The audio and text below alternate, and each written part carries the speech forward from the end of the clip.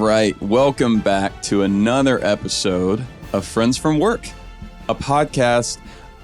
Gee, this is how long it's been since I've done this intro, Kyle. Oh, it's been too long. This is like I kind of want to leave. This is like that thing where whenever I would be playing a song on stage that I had played 1,000 times, if I thought about it, I would suddenly not remember how to play it. Like I had to rely on muscle memory, and I'm realizing now that that's what happens whenever I think about it too much. Okay. A podcast about all things. Thank you. Welcome to Friends from Work, yes. A podcast about all things in the Marvel Cinematic Universe, hosted by me, Robbie Earl, and by my longtime friend from work, Kyle Sconawell. And today we are going to be kicking off the next leg of our Phase 4 rewatch with a discussion of the Eternals, which will be followed by 3 more Phase 4 projects leading into the premiere of Loki Season 2. So that's what we're talking about today. I'm really excited to talk about that because last night we had a big group watch where folks in the Friends from Work camp gathered and watched together and talked about it on Discord, and that was fun. But there was something else I wanted to talk to you about first, Kyle, that we haven't gotten to talk about. Okay.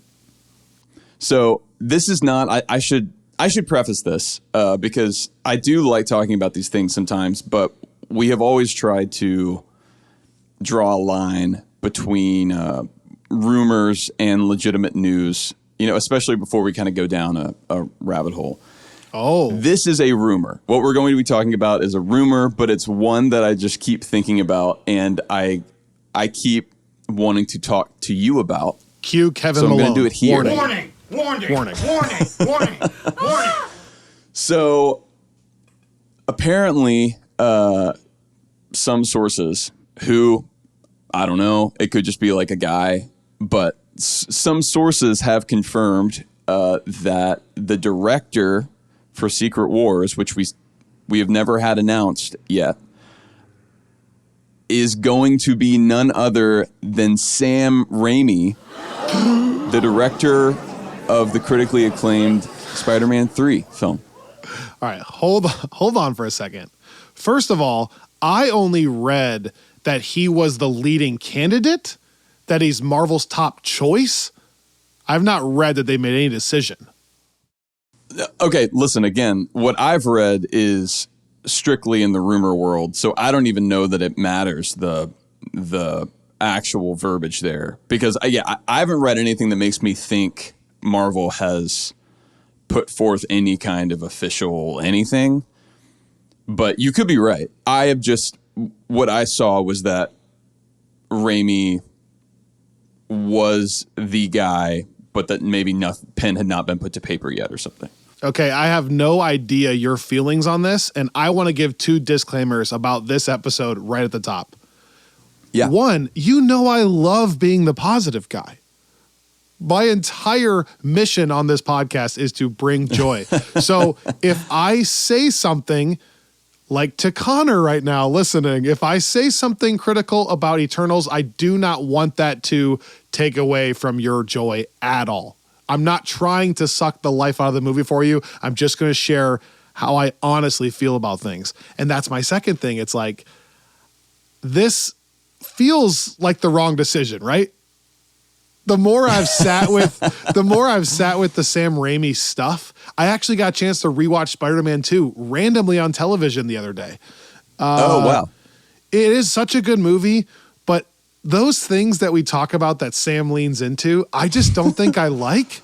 And I don't think it's a good fit for a movie of that level of cast. Like his whole thing, I feel like, is he does a really good job of making it pretty personal for Tobey Maguire and his crew, which is his strength. I don't know that we've ever seen, that could be blasphemy, him be able to take 30 different Avengers from different multiverses and somehow make it fit seamlessly. That's my biggest fear. I know we're going to get a lot of zoom in on eyes. That's what we'd get. We get a lot of eye zooms and we get a lot of cameras in the middle of like a bathroom mirror from a side angle zoomed in. That's what we get. But would we actually get the balance of all the characters? I don't know. No, I think I feel the same way. This is coming from someone who I think is probably higher on Sam Raimi in general than you are. And Spider-Man stuff aside, I think I enjoyed Multiverse of Madness more than the average person. Mm-hmm. The first thing I thought whenever I saw that rumor, which was sent to me by Friends from Work news correspondent Greg Arnold,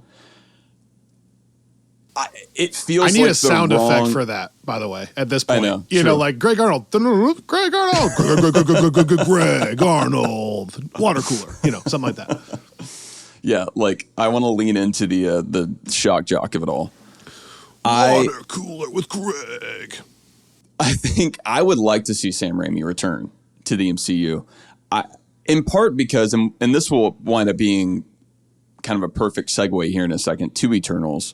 I think one of the things that I do really appreciate that we've talked about a lot, but every time I go back and watch these movies, it's made more apparent to me.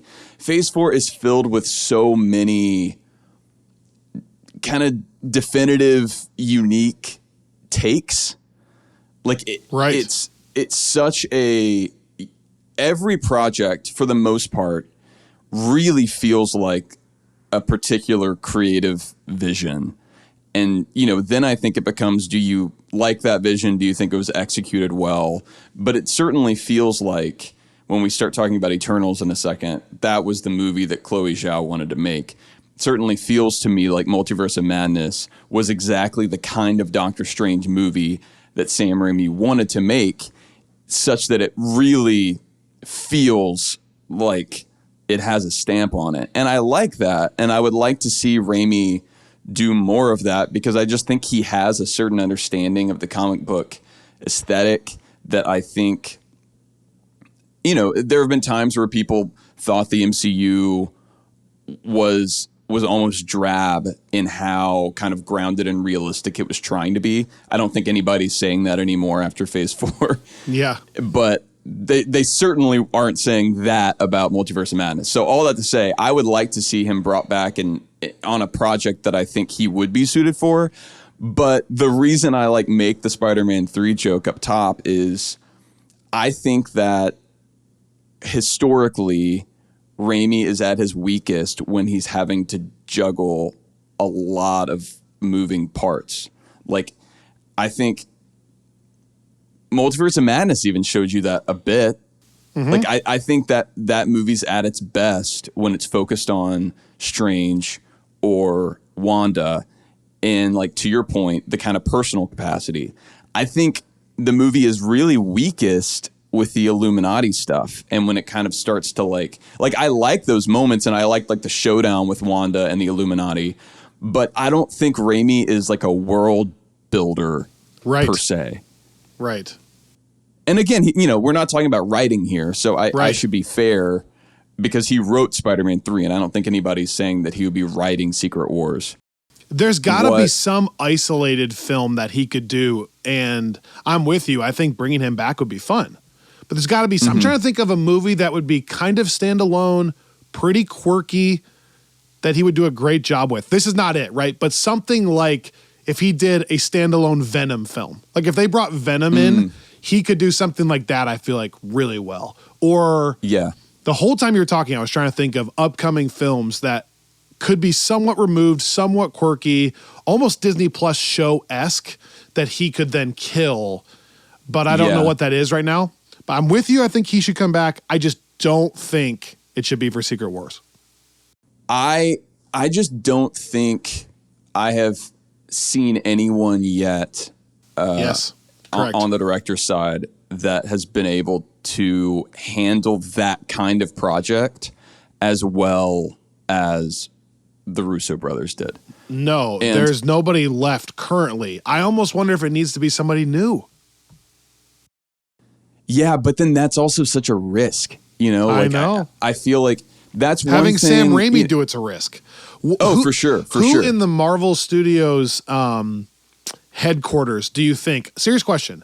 do you think watched Multiverse of Madness and the response to that and then decided, you know what, we need to double down on this. He needs to do Secret Wars. Like, if this rumor is true and if he is their leading candidate, why do you think? And I'm not trying to be funny. Yeah.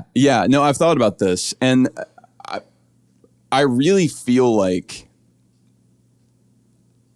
the reason I don't put a lot of faith in this rumor is because I don't really see someone looking at the response to Phase 4 in general and reaching that conclusion. But if they did, I think that it would be more tied to just the level of interest and buzz and commercial success that movie Fair had. point.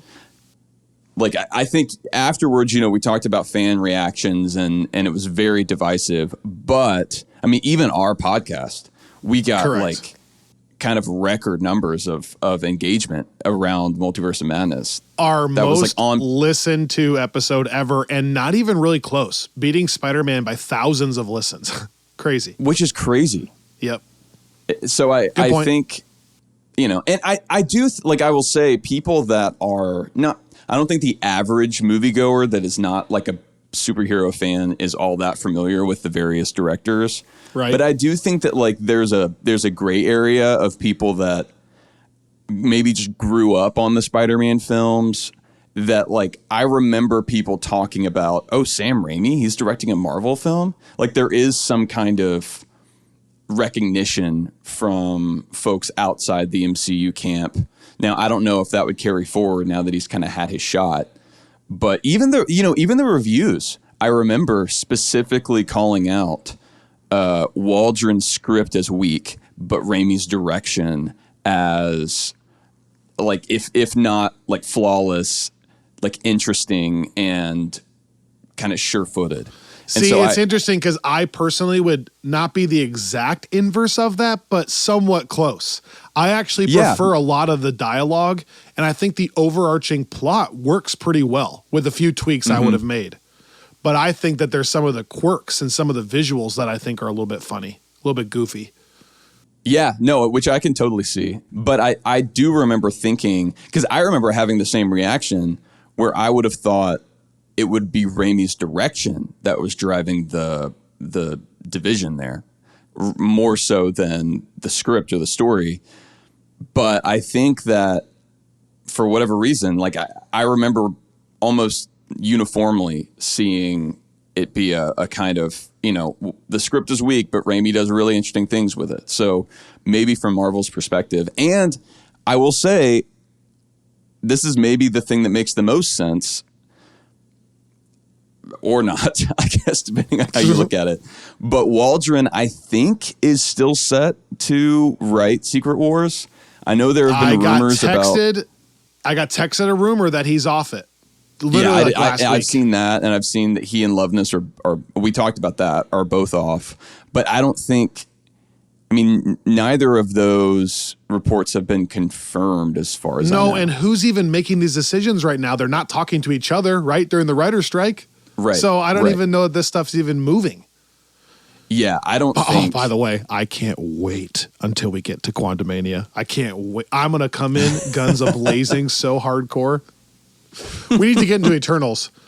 We do. My summary here is I don't think I want Sam Raimi on this particular film. I do think it'd be fun to have him back in an isolated circumstance, and I just don't know that we have a slam dunk pick yet.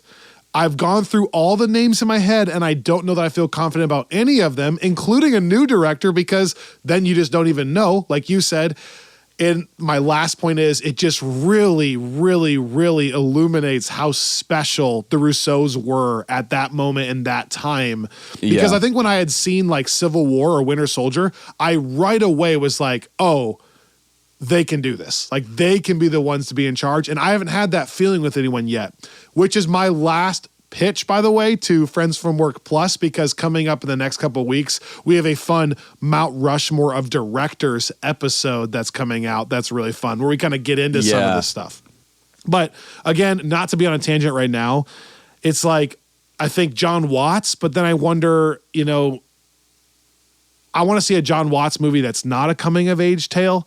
I think, not Peyton Reed. I didn't love some of the things that Ryan Coogler did in Wakanda Forever. I don't know that he's shown the ability to do that grand of a scale, like even bigger than Endgame in scope. I don't know. Yeah. It almost needs to be like a sci-fi director, It's not going to be this, but in a weird way, I feel like if Nolan could come in with respect to the source material, he could actually kill it with respect. Or like a Denis Villeneuve, someone like that would have to come in but then you'd have to get him to buy into the MCU, which would be the hurdle there. I don't know. So I just don't know. I do. Yeah. I mean, it's on the one hand, Secret Wars feels like the exact kind of project that Nolan would never touch, even if he were to ever do something, but which I know you that's what out. I mean. But if he did and he was able to do, like, I do feel like Nolan is as much, I think he would have a certain respect for the way that Hickman writes comics, because I think they're both writers that are obsessed with kind of pseudoscience and like really digging into, even if it's like totally fictional nonsense, how it would work if it weren't. So I think that something like that, I think you're right. It needs to be, which again, I mean, that is maybe more so looking at the writer's job here. But I've had the same thought. We'll have to think about that. And if you're listening and you have a suggestion for who you think the best director for Secret Wars would be, you should let us know. We'll talk about it. Last serious question, then Eternals. Robbie, do you think there is any chance that with all of this going on, Marvel is going to totally shift gears and ask the Russos and Marcus and McFeely back? The longer we get from Endgame and the more this writer strike draws out and the more the Phase 4 stuff gets negatively viewed, I wonder if they're going to cave. Like, part of me wonders if, like, eventually, like in 2 years, they're going to be like, you know what? Can you guys come back and just redeem it? Behind the scenes, I don't think they'd say that publicly. Do you think there's ever a shot of that? I don't even know if I want that. I'm just saying, do you think that could actually happen? I think it could. Man, I mean, I guess I just don't really understand why they had to be ushered off anyway. Like, aside from the fact that, like, I understand it from their choice, perspective. Right. Yeah, it was their choice, wasn't it? Yeah, I would assume so. And I understand, like, not wanting to immediately start working on a thing. Right. Like, because it's just you're coming off such a big win for both of those teams. They had been working, I'm sure, for years straight between Civil War and Infinity War and Endgame. And not even counting Winter Soldier, which only came out like 2 years before Civil War. So really, it was probably like 6 or 7 years of just straight working on these massive projects. So I get it, but I don't know. It's like I look at other franchises that are comfortable having certain writers and directors or just creators kind of stick around and shepherd it. And, like I look at least until recently, Spielberg was the one driving the train on Indiana Jones, and he would step away and come back, and I don't know. I think that if we just kind of want to look at Avengers movies as now being the province of the Russos and Marcus McFeely, I would be very okay with that. On paper, it feels like an absolute perfect fit, right? Like, think about it for a second. They wanted time off. By the time they're working on this, it will have been 5 years off. Mm-hmm. They really, and not to belittle them, have not gone on to like crazy success since then. Right. But they also view their time during that era very fondly. Like, I don't think there's burned bridges there. And on Marvel's side, they wanted to try something new, introduce a bunch of new characters, do something different than Endgame, and they did. The response hasn't gone like they wanted it to. Are they looking for a little bit of redemption to recapture a little bit of the magic they had then? Like, it feels like on paper, it's an obvious slam dunk that they're going to bring those 4 guys back. But no, I think that you're is right. literally just a Kyle rumor. That's it. Well, but I And do think... last thing. Sorry. The Russo brothers are famously quoted from years ago that the only way they'd ever come back, remember this? Oh, right. Was for Secret Wars. Yeah, which, I mean, I guess the question that I always had there is, were they wanting to adapt the 80s story or the 2015 story? But I'm guessing that we're going to wind up getting a combination of the two anyway. J.J. Abrams, maybe? You know, he could handle the scope, potentially, and would maybe be into the material. Yeah. I mean... I don't know. That's he could handle that, I think. I mean, he would be, you know, J.J. Abrams co-wrote a Marvel comic just a couple years ago. So, I mean, he's not someone that views himself as being above comic book stuff, I don't think. I just looked, and yeah, I don't know. Did you ever see The Gray Man? Is that with Chris Evans? Yeah, and Gosling. Yeah. Oh yeah. I saw it. Yeah. It's Did a you like decent it? action movie. It's a decent action movie. Yep. Critics So I never saw on it. it because it's not. Yeah. Well, it's not like it's not super special. You know, there's nothing about it that's super original. But you watch it and go, oh wow, yeah, they have a feel for action. Like the set pieces of the action stuff feels Right. really good. It's a okay movie. I'm just gonna guess. It's a 61%. You know, a 55%, something like that. See, what's interesting about that is I knew it was the Russos, and obviously it's Chris Evans, and so there's a lot of kind of MCU synergy there. But I did not realize until a few months ago that it was also written by Marcus McFeely. Oh, I didn't know that. So it is like straight up, let's get the entire Captain America band back together. You know, we just need Anthony Mackie, but. And so He it's was the interesting, missing right? piece, apparently. Yeah, it's interesting that you can have that going on, like when that team of, and I think I would even put Chris Evans in that camp, because I think Chris Evans he really has a way of delivering the Marcus and McFeely-isms. Like, and I think I always notice when he's out of that context in the MCU, like he really connects with their writing. And I think obviously the Russos, like that's just a team that works well. And it's fascinating to me that you could then take that team and put it in a different context and it not work nearly as well, having not seen it. But I've heard, even the people that I've talked to that like that movie, I've never heard anyone say, oh my gosh, it's like absolutely incredible, or it's on par with Winter Soldier, you know, which seems like it would be an analog. If there was any team that would be able to get a Captain America multiversal cameo, it'd be that team, right? Like in the Secret Wars, if all of a sudden you saw the crowd at this point would go berserk if they saw it. Or same with Tony, right? Can you imagine if there is another multiverse and Iron Man shows up for a second, people are going to lose their mind. Yeah. I'm not saying I know how I feel about that, but you know, right. We need to get into Eternals. I know we I do. want to talk about that too.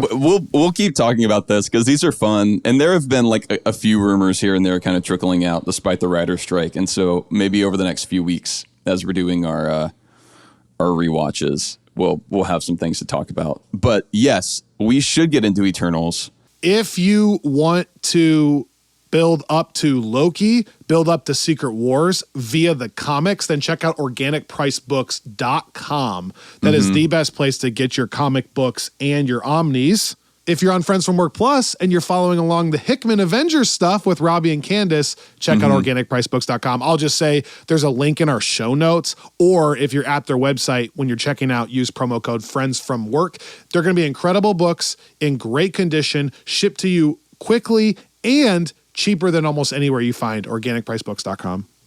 And I will say at this moment, we are about a third of the way through Hickman's first big Avengers event, Infinity, which we're talking about Marcus McFeely and the Russos, was the basis in a lot of ways for Infinity War. And so if you are someone that enjoyed that movie, which you probably are if you're listening to this podcast, that's been really fun for me to kind of go back now and realize all of the parallels. Obviously, the Jim Starlin Infinity Gauntlet comic is kind of the root of all that, but a ton of MCU stuff. And then, yeah, that is us moving all the way to Secret Wars. So if you're looking for a reason to get into comics via the MCU, I think this is a great jumping on point. All right, we'll be right back with our Eternals rewatch.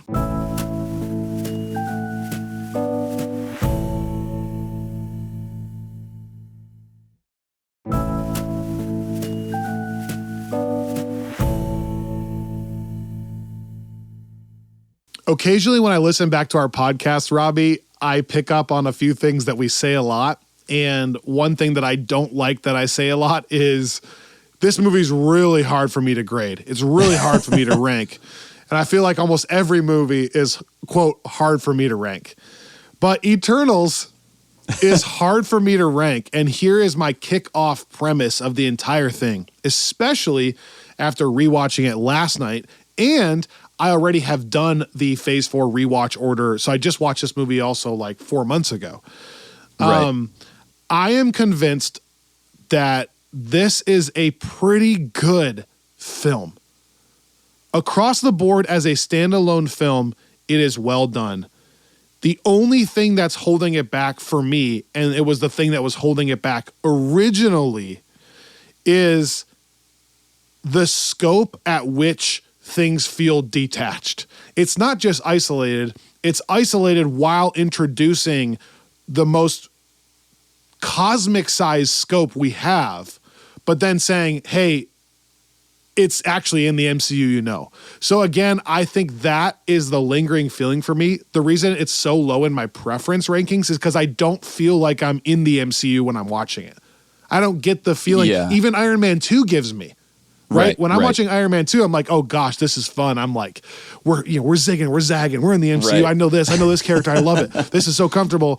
I'm watching this film and it feels so polar opposite. It feels somewhere between this and like a DC film that I don't even know how to center myself. But then the movie's telling me, no, it's in the MCU and it's actually bigger than you've ever seen. Like a god is going to show up and it's going to look so different. And I'll get into that in a little bit. But that doesn't mean it's a bad film. Like if it was a standalone movie, I think Chloe handles so much of the film with care and like visually and the music, and so much of it is really, really well done. Just for me, preference-wise, it doesn't fit. So I think my score is lopsided. On a rewatch, I feel like critically, this movie needs to be raised a little bit. I think even critically, people were feeling, whether they admit it or not, what I'm feeling. I think critics were a little bit like, this doesn't even feel like the MCU. But the further you get away from it, the less those expectations influence your watch, right? Because now you don't really care about that side of it. You're not on edge about that. The better the movie is. So to me, this is like a middle of the pack film from just a strictly critical perspective on making a movie, like a 75%. I just made that up. But preference-wise, it's towards the bottom because I just don't know where I am. That's my entire kickoff premise. And I hope that doesn't offend Connor.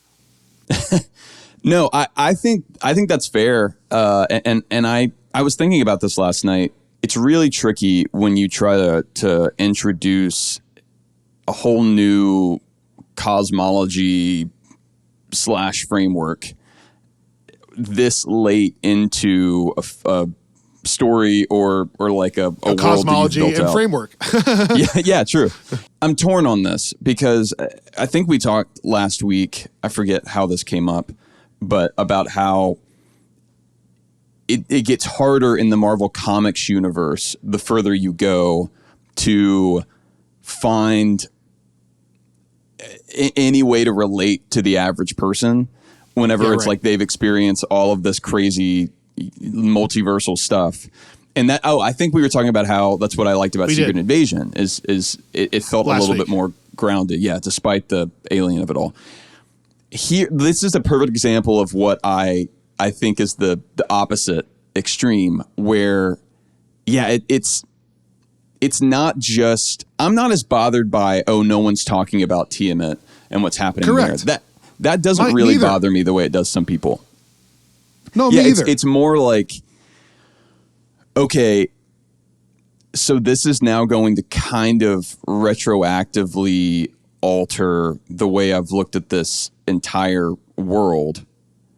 And I do think that that's a really, like, when you make that decision, you need to be pretty sure that it's going to be worth it and like that it's gonna work and pay off. So I think when we're looking at like, okay, we now have a universal creation story and we know where everybody like that is something that's just okay. Well, now we're dealing with a world that could be considered unrecognizable compared to what we thought was going on. I think Neil on our Discord pointed out something during the rewatch last night.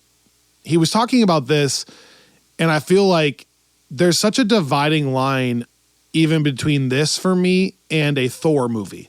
And he brought this up. Thor is a god, and so are the Asgardians, right? In the way we know it. Right. But it's not like this god, right? Like they're basically still just people that live a long time and are super strong. But I don't think it totally rewrites how you think about everything, right? Just because Thor shows up, you actually get some really fun interactions with him being fish out of water. But it doesn't make you fundamentally question, okay, is it hard to focus on Captain America, his little story, and him, doing a monologue about, S.H.I.E.L.D. Right. When now we're learning like, oh, this is like an entire world creation and this planet Earth is just here to birth this celestial. And if you don't do it, the celestials are actually going to show up and take you away. And like, it's so new. It's so different in scope that, again, as a standalone film, nothing wrong with that. But it's just hard for me to place that. And it is different than Thor. It's different than anything we've ever seen. Yeah. Now I will say, like, to play devil's advocate, I think here we go. First on the Thor side, I was thinking about this. I agree, especially if we're talking about the first Thor movie. However, even putting like Love and Thunder aside, which treats Thor as an actual god and introduces the concept of there being gods in the MCU. Mm-hmm.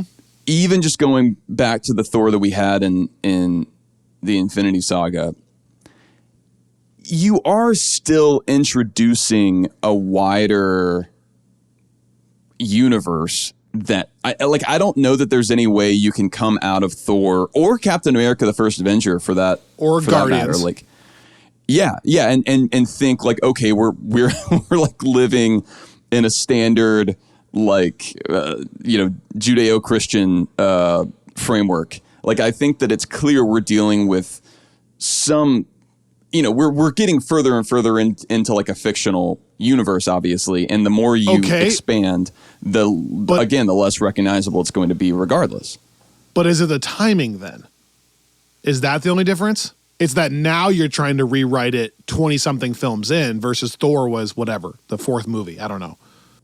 Yeah, no, so that's a good point. But then I would say the other piece of my devil's advocate argument, I guess, would be Loki, which came out the same year as Eternals and also totally rewrote and reimagined the MCU as we knew it. And at the time, I had a little taste of a similar feeling. You did. That's true. I remember that. I was like, well, the Infinity Stone line, like including that makes me feel uncomfortable. Yeah. You remember? So it's, yeah, Yeah, but no, that's a good point. It was similar to that for sure. I think that regardless, it's a valid thing to feel. And I think the reason I like talking about the first Thor movie is the reason, I mean, one, there's a lot that I think, and we've talked about this to death, that movie did not do all that well. I think that the reason we're even able to talk about it the way we are now is because of how they built on what was in that movie and built it out into something better. Right. So, we've talked about this a lot, and about Phase 4 as kind of a Phase 1 thing. And I really thought about this a lot while we were watching Eternals last night, because I kept thinking, yeah, Phase 1 had two great movies, right? Iron Man and the Avengers. I think that's looking at release order, and I think I do. I really like Captain America: The First Avenger. I would not hold it up as no. Yep. Let me put it this way: if Captain America, it's first in our watch order. If Captain America: The First Avenger had been the first in release order, I don't think Marvel Studios would exist. Okay. So whereas I think, Iron Man, it makes sense to me that was the thing that was able to get this going, and that Avengers was the thing that was able to kind of really bring it together. My point being, it was a lot of I almost think it was, okay, we just need a Thor movie. We just need to get Thor on the board so he's out there so that we can play with him in our Avengers movie. We just need to get Captain America out there so that we can use him in our Avengers movie and hopefully forward. And this is not me hating on those movies at all right now. I'm just saying, critically, commercially, they were not these massive moments. It was more of a down payment on something that they were hoping would, I'm not going to carry. I keep carrying my analogies too far. I love it so much. I love you coming up with a good analogy, but then going so far that you get stuck. And then I just love watching you get stuck. I just think that the difference is Phase 4 has gone.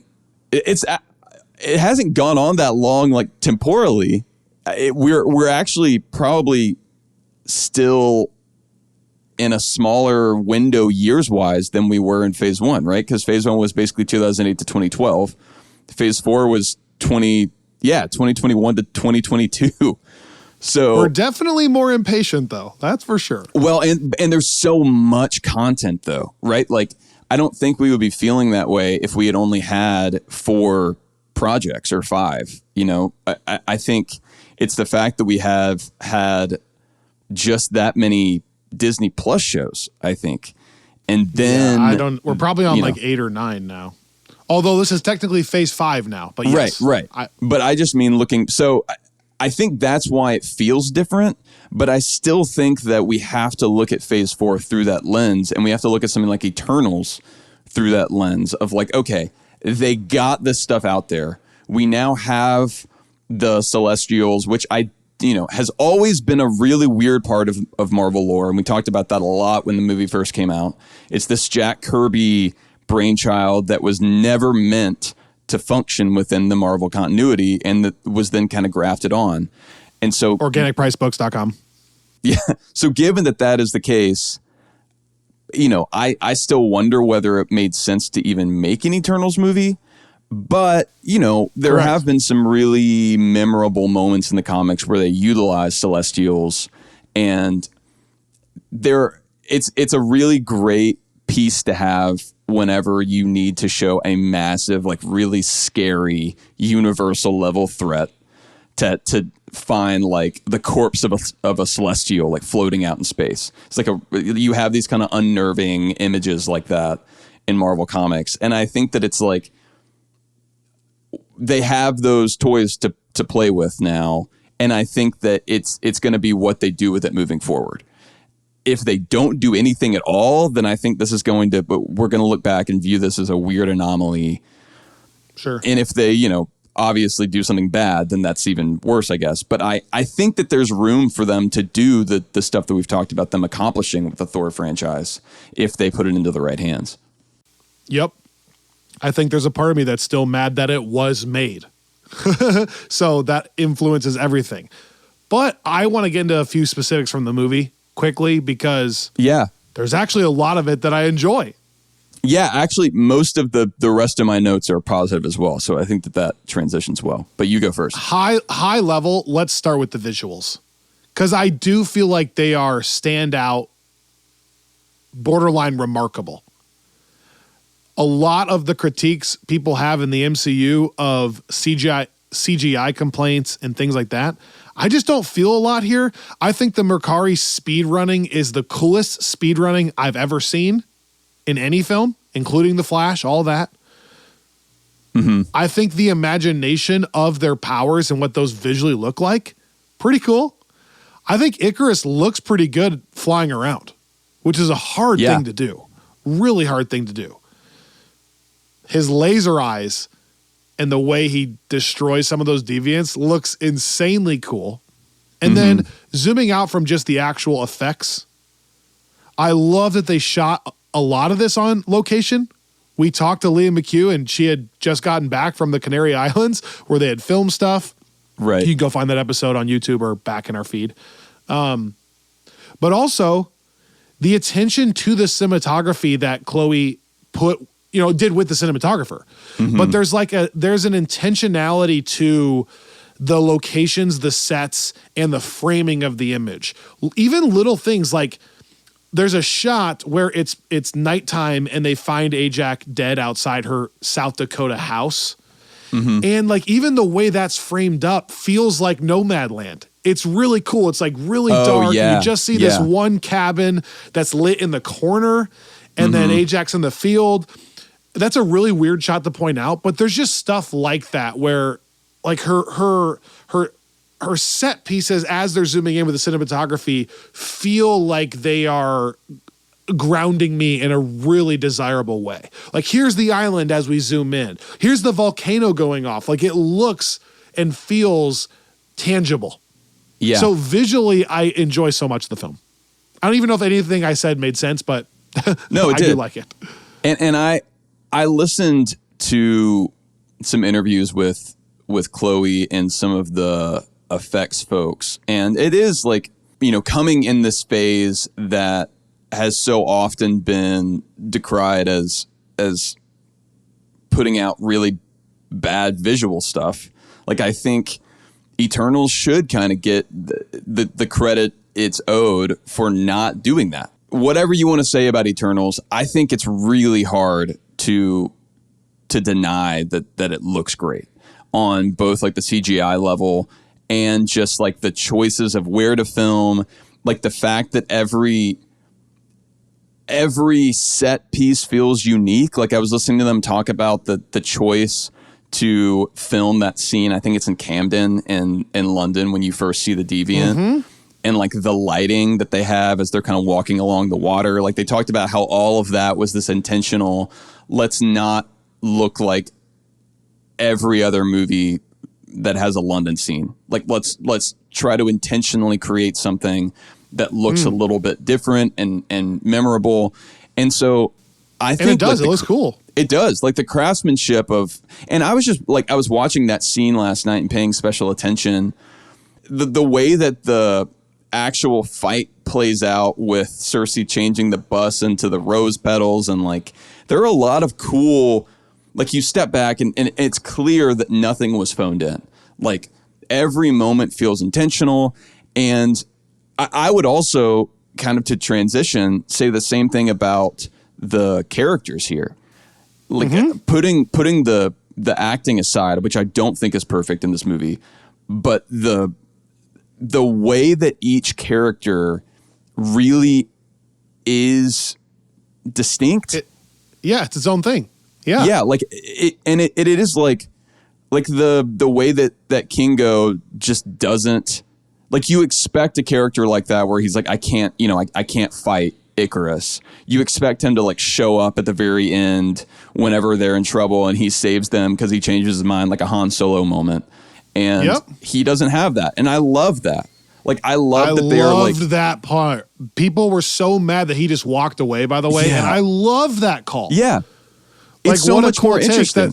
It's all these different views at how someone would respond to conflict. And some people just go like, you know what? Like, I don't want to hurt the Eternals, but I think we're doing the right thing. I just have to remove myself.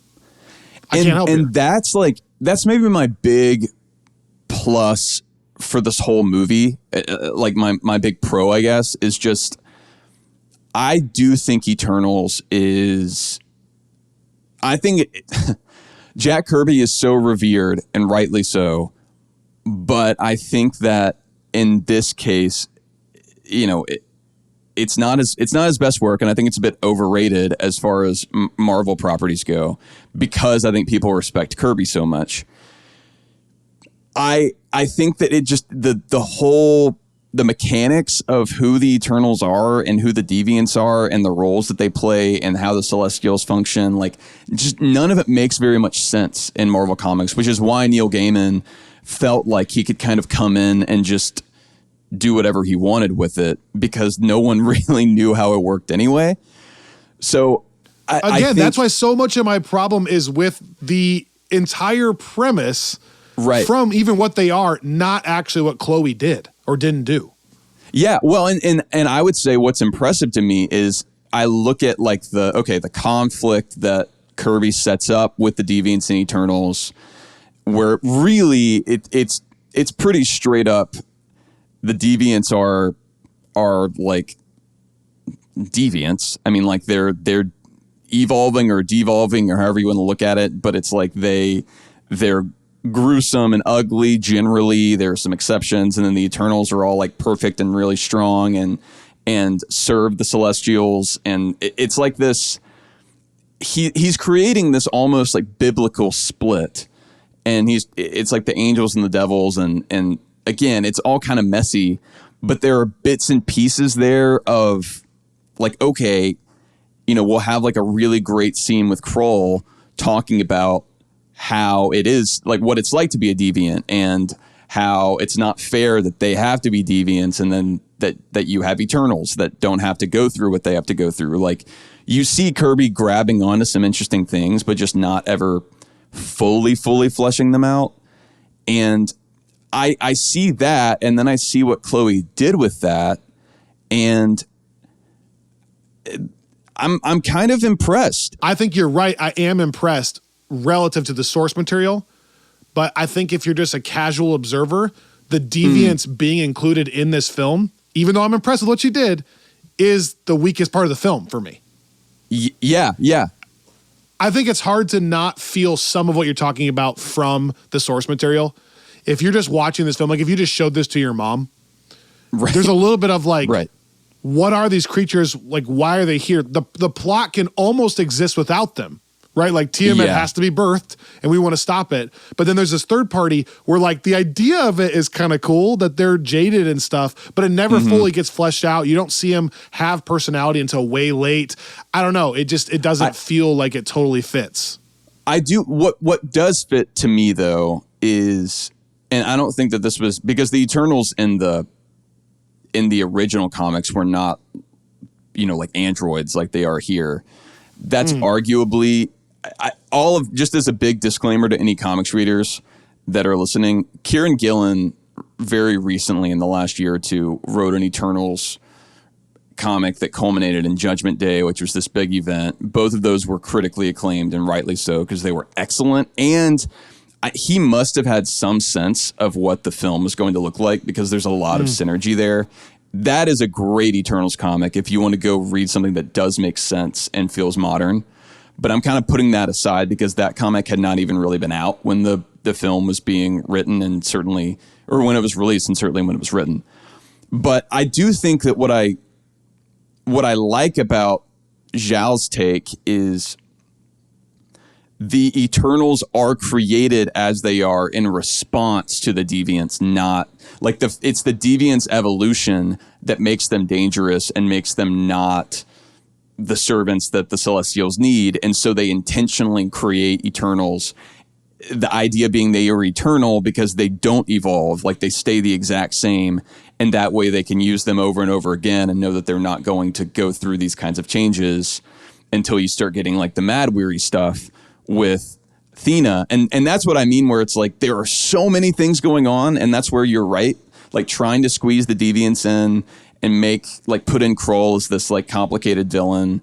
It's probably like one thing too many, but I'm still struck by, that makes way more sense than what Kirby initially put out. Like to me, it's like, okay, this is why they are Eternals. Like this is why all the way to like, this is why the Unimind is a thing, which is like in the comics, it's just like we all like think something at the same time, and now we're like in the Unimind and we're all acting as like one Eternal, but it's never really, it's just kind of this like trippy idea.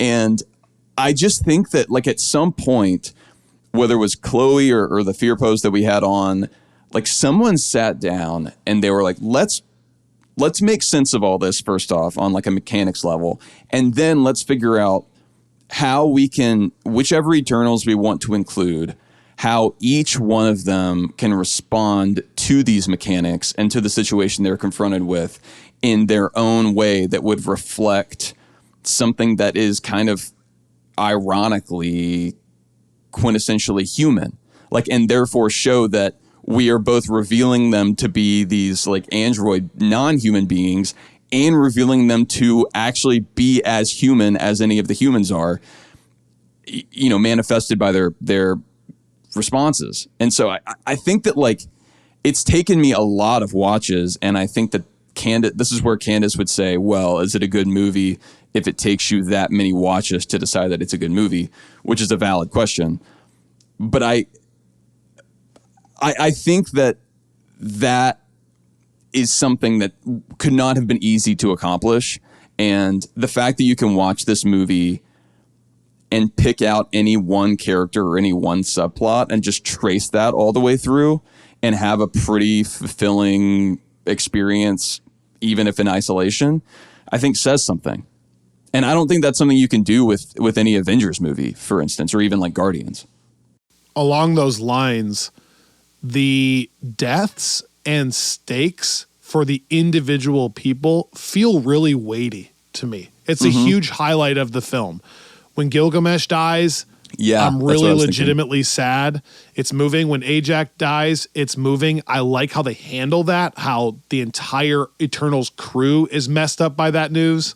And then I'm moved by that last shot of Icarus not being able to fulfill his one mission. Like his one mission is to let this happen. That's how he's been raised. And then when he realizes he can't do it because it's Cersei, him actually just flying into the sun and killing himself, really weighty to me. All of those things, because Chloe handles them with care, because the characters are so distinct, really work for me. I won't go on a big tangent about this now because we talked about Icarus a lot, I think, when the movie first came out.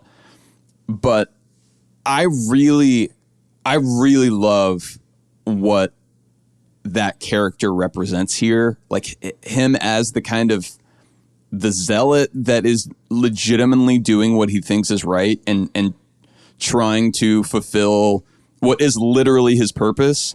And it's one of the more tragic characters in the entire MCU, and that I was thinking last night. Right.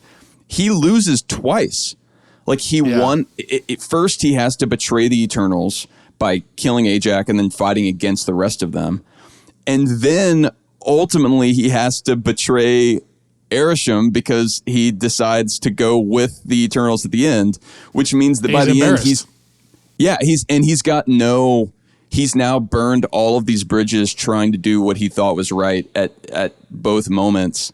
For someone that has been so defined by their meaning, by their role of kind of leadership within this team, to have to knowingly sever those ties is really sad, to where whenever I see his response there at the end, like I love that he doesn't have after Tiamat, it's not like what have I done?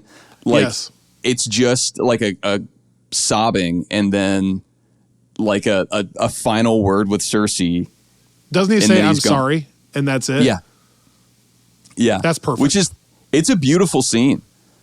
Yeah, it could have been ruined by some other writer or director where he's like, I'm now looking at everything I've done and I failed then and I failed. I'm going to fail again and I don't know what to do anymore. I got to go. That could have ruined it.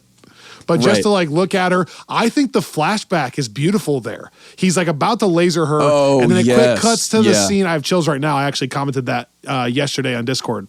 Cuts to those scenes with Cersei. And I'm like, oh yeah, dang. Like they've done a lot of time together. And then he can't do it. And then, instead of saying something, he just goes, I'm sorry, and then kills himself. Yeah, maybe. And he doesn't even like tell her, I'm going to go like do something awful to where she can like talk him off a ledge. It's just like, nope, that's it. I think it's executed brilliantly. Something that I think would have maybe made the conflict at the center of this even more compelling. It would have been interesting to set up a situation where if they let the Earth be destroyed and let Tiamat be born, whenever all the Eternals are kind of brought back to get ready for the next mission and reset, that you also would have had like Ajak and Gilgamesh come back online. Like it would have been like a reset, just because I was thinking that would have added sort of a layer of tension if like you have Thena knowing that it's a choice between like letting the world live and never being able to see Gilgamesh again, or like letting the world be destroyed and knowing that they'll be able to kind of continue on in the Eternals crew that they had, even if they don't remember it. I just feel like it would kind of, I don't know. I was just thinking like that would add, because otherwise it does come down to, I don't know how much but like so many beings will never know life if we don't allow the Celestial to be born. Like, I just don't know how much weight that argument carries to me, like, because it's so hypothetical. Totally. That I think adding a little bit more personal stakes there. That's why I said helpful. The weight of the personal stakes and the deaths, because I think in that aspect it's perfect. But yes, the like threat of, oh no, this new planet won't get to know life. I'm like, okay. Like, which, by well, the they way, won't even know they don't have it then. Right. So they'll never it's like know. Thanos, right? Exactly. Exactly. Let's go. Great minds think alike. Okay. I was looking at like watching Thena during the first Mad Weary scene, and they're talking about like what they should do, and she can be healed, but she'll be kind of reset. And I was just thinking, man, like, okay, if I have been living for literally thousands of years and am designed so that I never really change, and so the only thing that changes are just the people around me that I'm watching like grow old and die and be replaced by their children and yada yada. There's part of me that's like, you know what? Yeah, I think I'm ready for a reset. Let's just take it from the top. I think I've probably like gotten everything I can get out of this particular situation. So like, sure. Yeah, you know, if I forget all this and get to start new, like that's probably for the best. It's hard for me to relate to like it being that tragic. I mean, I get it. Like if someone right now told me that I had to reset, but I've only got 31 years on me, you know? You're awful. Second question. That wasn't even really a question, but it wasn't. This one is. Did we ever get an explanation for why the Eternals all have different accents? Oh, gosh. Well, definitely not. They don't explain it in the movie, right? And I'm asking because it's not as though everyone is using their, like, the accent of the actor. Like, I think I wouldn't have this question if it was just, well, this is this person's accent, so we're going to have them speak that way. Like, Angelina Jolie is not speaking with her normal American accent. She's using, like, a, like... oh, boy. Kind of British, I guess? I don't know. What do you think her accent is there? Can I ask you a question, too? And maybe I missed this last night. Is there even an explanation on why they are all so different and diverse? No, I don't. I mean, well, okay, I think... Because, I asked that because, obviously, on paper, as far as just a human being, and, like, I love there's diversity, and there's a deaf hero, all that stuff is important, but I'm just curious, as far as in the story, why would Arishem make one of the Eternals deaf, for example? Or why would Liam McHugh's character, Sprite, only be a child? Like, why is it created that way? Yeah, well, I think, so that is the tension, I think, between Kirby's version of the Eternals and Zhao's, is that it makes sense in the comics because they're not they're not created in quite the same way. I mean, like they are created by the Celestials, but they're not like created as these like robot things. When you add that into the mix, it does get a little stranger that you would have like Sprite, for example, be created as a child. I mean, which in fairness, they deal with explicitly in the movie. And, you know, she asks about that. So it's not that the movie doesn't recognize that there's a tension there. Well, and what's the answer? I can't remember. What's the answer? Actually? I don't think that we're told. I think that the question is just vocalized. Because part of me thinks like you could probably spin it as that gives them a better chance to relate to humanity. If they were all just like Thor looking, you know, gods, would eventually people be like, "Whoa." But like, and that has been, that's like my no prize for it, I guess. I think what's interesting there though is like, but that could maybe explain the accents too then. Okay, but so the reason I get hung up on the accents though is I don't like none of those accents would have existed at the time that they came to Earth. Right? Like, because but maybe they picked up that one particular accent from that time period because it was so, you know, important to them. Like, I know, you know, and this, look, I know I'm going like way too far on this, but this is just where my head went last night. But Icarus and Cersei use those like they have the same accent throughout the whole movie. Like it's not like you see them even pick when they're up, in ancient Babylon. yeah, and even when they're like on the ship. And so, good point. So I'm just like, again, you're right. I hate it now. I just deal breaker. I want. It feels like it had to be because, like we talked about how much of this felt intentional. I have to imagine that there was some thought put into it in terms of who should talk how. And I'm just curious, like, because there's a world where I could see someone, like one of them not even speaking English, right? And it being subtitled the whole time in the same way we have it with like Makari. And that being an intentional choice if they're like assimilating in a certain way. So there's got to be something. Maybe we can have Chloe on and just please pick her brain. We always joke about that. That is one person I would love to be able to talk to a bit, just because I think that this movie has so many layers and she seems really passionate about it. 2 final thoughts from me, if you're close to being finished. Mm-hmm. 1, the music is spectacular. Oh yeah, thank you. Spectacular. Specifically, if you're listening to our Journey Through the MCU playlist on Spotify, gosh, I just love the theme. I love the theme. Bum, bum, bum, bum, bum, bum, bum, bum, bum, bum, bum. And that's the right key if you're listening. That, man, you have a gift. I love it. I also feel like the quiet moments are handled really well. The piano stuff. I'm a huge fan. Mm-hmm. I have complained before, like, I don't love the crazy use of electric guitar. Like, put the electric guitar away and then we're totally good. Someone in the room should have been like, hey, let's not rip out a shredding electric guitar. But other than that, we're good. Love the music. It's spectacular.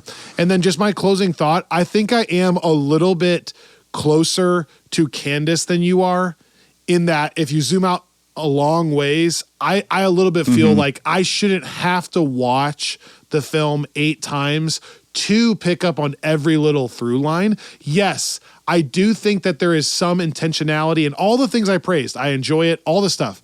There is intentionality to each through line, for sure.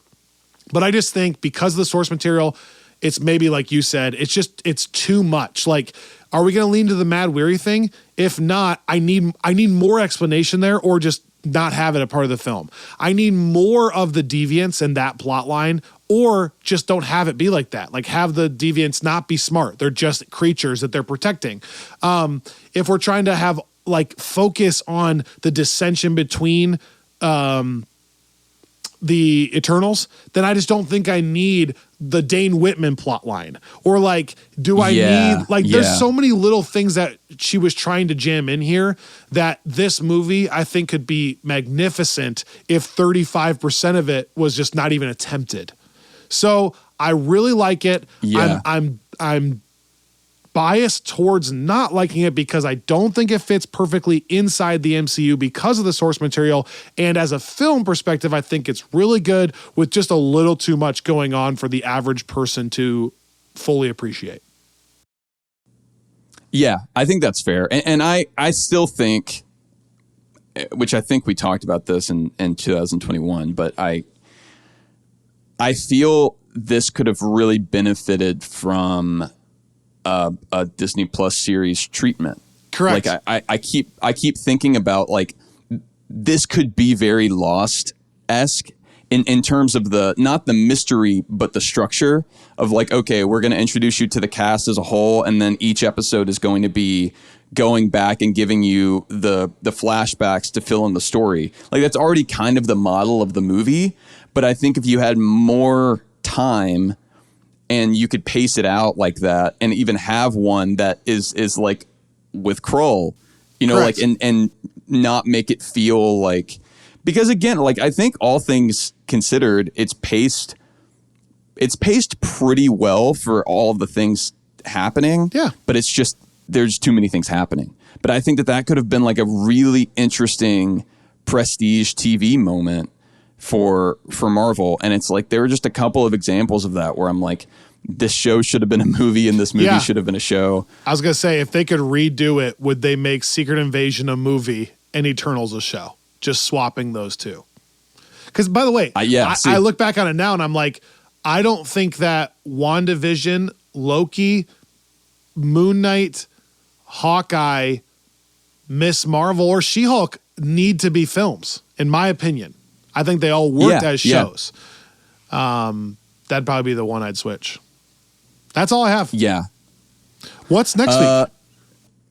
I know. So I'm really excited for next week because I think we have a couple of good transition points here into our next project, which is Moon Knight. One, we kind of end. This whole movie is about kind of godlike beings and things going on behind the scenes, and that's sort of the theme of this whole chunk, which is why we'll kind of go from Moon Knight next into Thor: Love and Thunder, which then leads really well into Loki, which is kind of the ultimate power behind the scenes, and also talking about what it is to be a god. So really, we're going to be talking about that, like, what is it to be a god? What is it to serve a god question within the MCU that I think is explored really interestingly, especially in Moon Knight, but also in Love and Thunder. Also, though, we have the kind of the Blade moment at the end that is not huge, and we still don't know the ramifications of it. But I think Blade and Moon Knight live in very similar spots within at least the Marvel Comics world. So I think tonally it sort of makes sense to shift. So that is where we are heading next. It's kind of like the Gods and Monsters mini arc here, which, by the way, just got me thinking, you should maybe think about, could Werewolf by Night fit in here somewhere? It was there at one point. Okay. And I think I removed it just because it didn't seem to...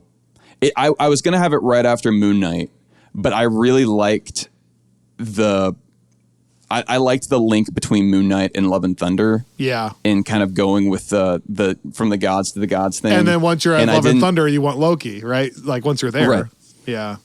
And so I will say there's a case to be made for putting Werewolf by Night right after Loki, in that it's kind of like in the same effect that you have with WandaVision, with it like starting black and white and you not really knowing what's going on. Loki is such a like, the multiverse is like broken now, so what's happening? The problem with Werewolf by Night, and I think it's also a problem with Eternals to kind of end with, is just we have just been given no additional context.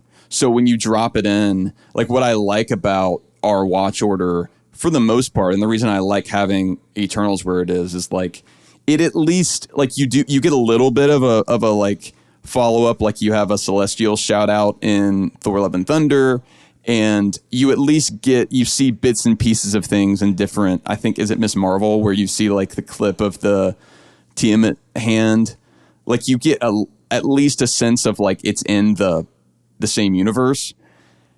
But Werewolf by Night, we don't have that at all yet. And so that's kind of why I still like treating it as a sort of epilogue, which we'll talk about when we get there. But I will say, because we didn't have this on the books yet when we talked last week, if you've heard us talking about the group watch, I had a lot of fun with that. This is the first time we've done something like that in a while. It's super low key. It's not like we're on live or anything. It's just showing up in the Discord.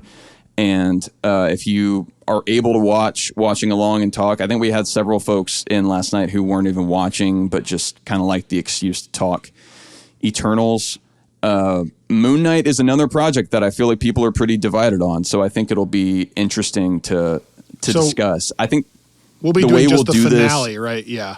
Yeah. Well, and that way, if you want to kind of start, if you are watching along and you finished Eternals and you want to go ahead and start Moon Knight, you can watch episodes 1 through 5, and then we'll just we'll watch the finale together and discuss that Thursday night at 7 p.m. Central. Yeah.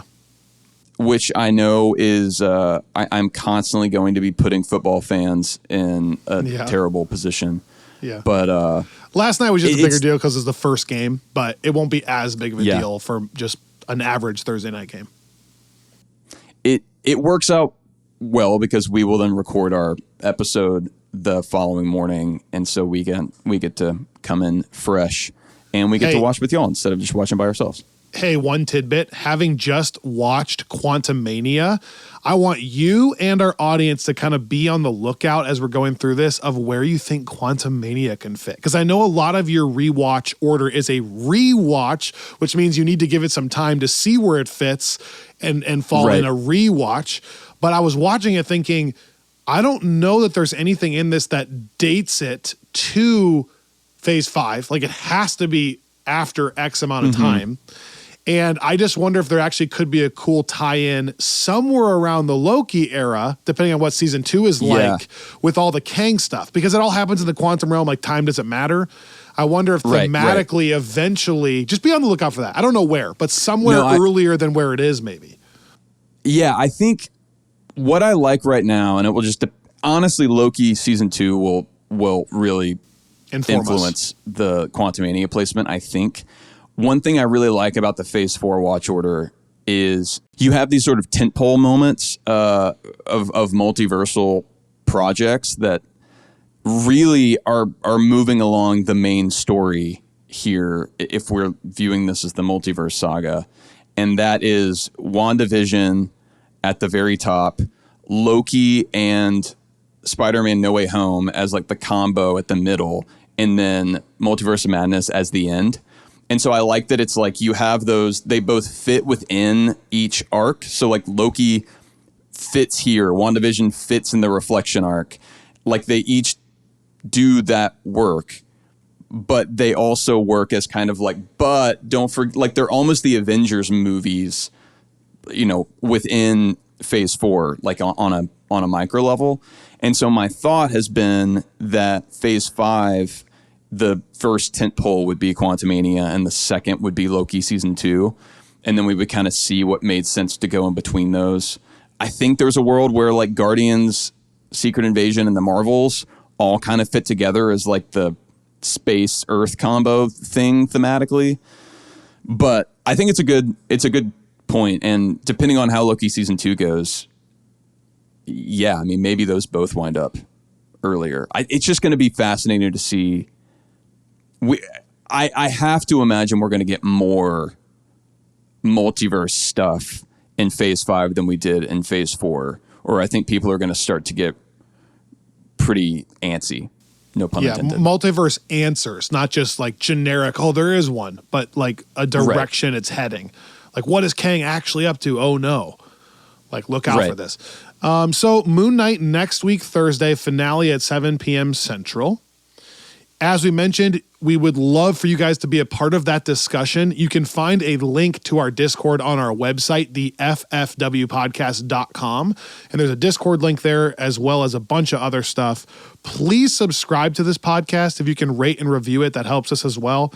And if you like what we're doing here, consider supporting us financially. You can donate on our website, or subscribe to Friends from Work Plus on Apple, Spotify, Patreon, and Substack, or buy some merchandise on our website, theffwpodcast.com.